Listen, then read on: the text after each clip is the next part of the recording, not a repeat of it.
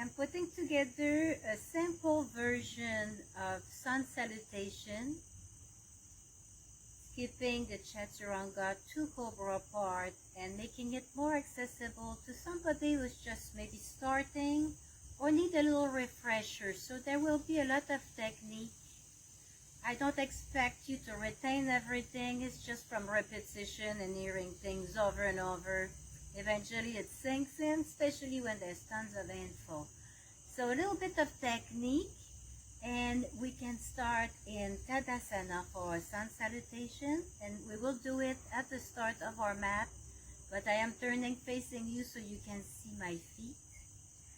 So there's two kind of Tadasana. You can have a traditional Tadasana with your big toes touching and the heel slightly kicked out, or a little more modern for balance, having it straight under our hip, and your hip is a little bone sticking out up front here. You can feel, not that luggage. The luggage, it moves. We know that. Those bone tip out stay there. So we put, if you made a straight line, your heels are put right under your hip bone.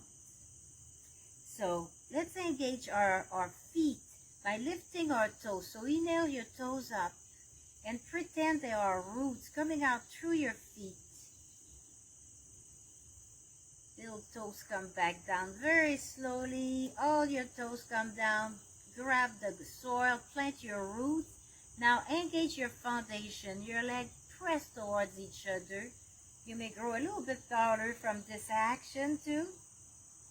And now you can start moving around a little more with a little more stability by engaging your legs this way. So I'm moving to the front of our mat. For mountain pose, we're starting, so Tadasana, mountain pose. Inhale your shoulder up, punch them like way up, and exhale them back. And remember, as always, if it doesn't feel good, we skip, we go very slow in everything. So make sure you skip or come out of anything that doesn't feel right. So a little balance in the knees. Inhale your fingertip up. Reach, reach, reach. Reach a little taller and exhale. So from the hip, you're going to round your back. So your lower spine's curving and then the rest follows. Your arms here, you have tons of options. You can have your arm just dangling. Maybe putting your hand on the opposite elbow to weight you down a little more. Or you want your back a little straighter down, maybe putting your hands behind your legs. I prefer the elephant trunk because I'm always tense in the shoulders. And the most important thing, regardless where you put your hands, is to have your neck and head very relaxed.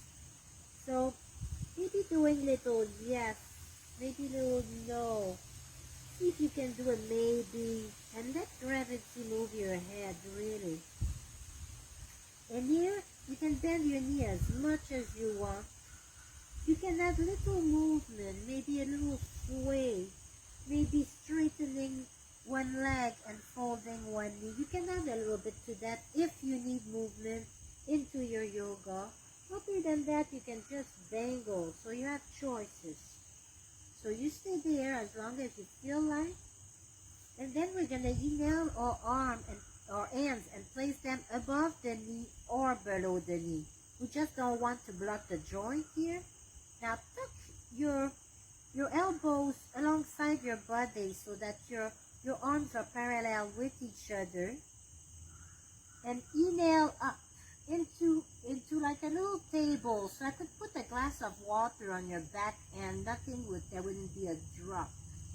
Now take your elbow if you want and exhale them towards your hip. Maybe looking straight down, like if there was a fish in a pond right below you.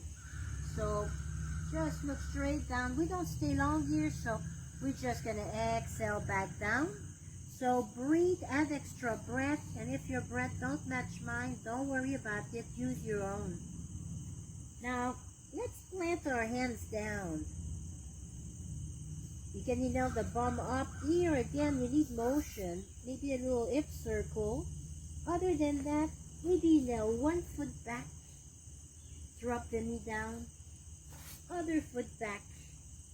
Now press in your hand, tucking your toes, and just push your around your body and push your hip back. And maybe you want to just like press and inhale your knees up a little bit and exhale. Keep bringing your bum up and away from you. So as you push in your hand, it brings your hip a little away. Neck is very relaxed, so make sure you're not just staring at your feet here. Move your neck where it feels nice.